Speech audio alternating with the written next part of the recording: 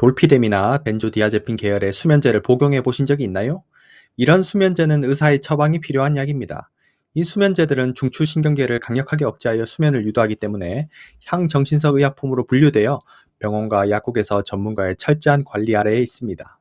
그렇다면 불면증을 해결하기 위해 꼭 이런 처방이 필요한 수면제만 사용해야 할까요? 그러지 않습니다.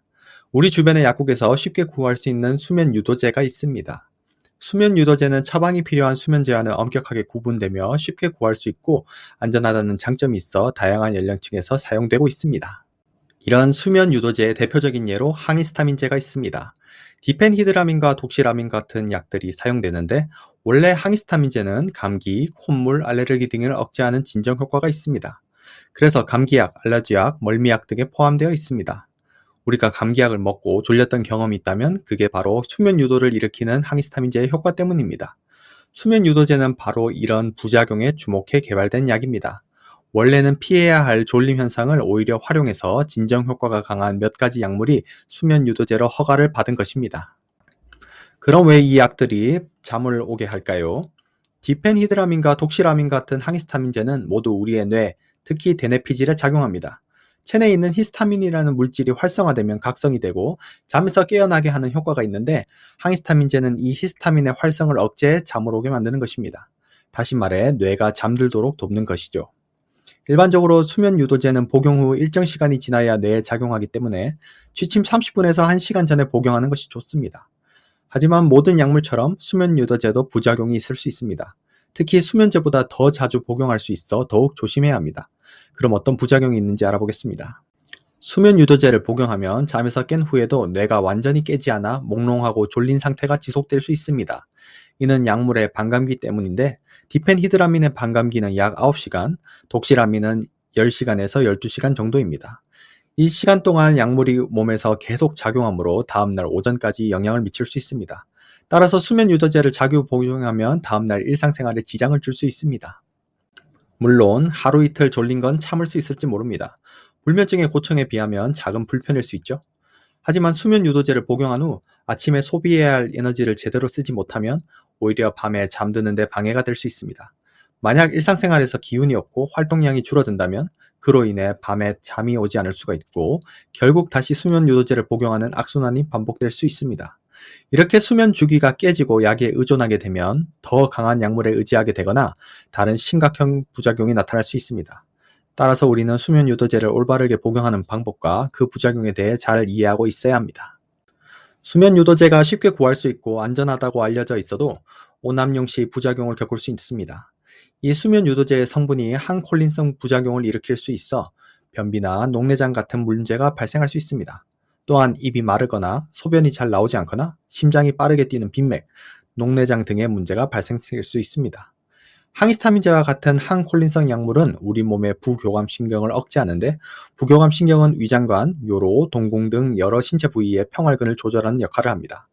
따라서 이러한 신경이 약물로 억제되면 동공이 커지거나 녹내장이 생길 수 있고 위장관 운동이 감소하여 구역질, 메스꺼움, 변비와 같은 불편한 증상이 나타날 수 있습니다. 이러한 이유로 천식을 앓고 있거나 전립선 비대증을 동반한 요로폐색 환자는 수면 유도제를 복용해서는 안 됩니다.